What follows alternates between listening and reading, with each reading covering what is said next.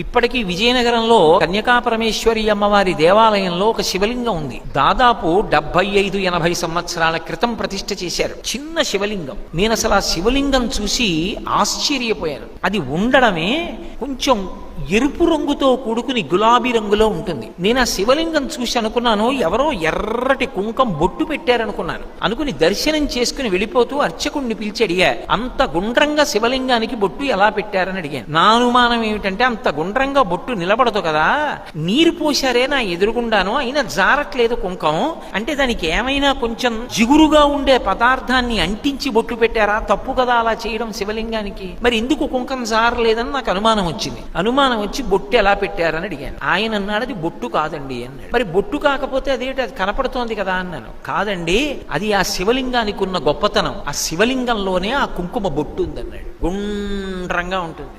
2, నేను అక్కడ జ్యోతి ఒకటి ఏదో వెలుగుతోంది, దాని నీడ పడింది ఆయన మీద అనుకున్నాను. క్రింద నుంచి శివలింగం కింద నుంచి ఒక జ్యోతి వెలుగుతున్నట్లు కనపడుతూ ఉంటుంది. అపురూపమైన లింగం. నేను ఎన్నో శివాలయాల్లో దర్శనం చేసుకునే అదృష్టాన్ని భగవానుడు ఇచ్చాడు, కానీ అటువంటి శివలింగాన్ని నేను ఎక్కడా చూడలేదు. వ్యాస భగవానుడు లింగ పురాణంలో ఎలా చెప్తాడో అలాగే 3వ కన్నుగా కాకుండా కుంకుమ బొట్టుగా కనపడుతుంటుంది.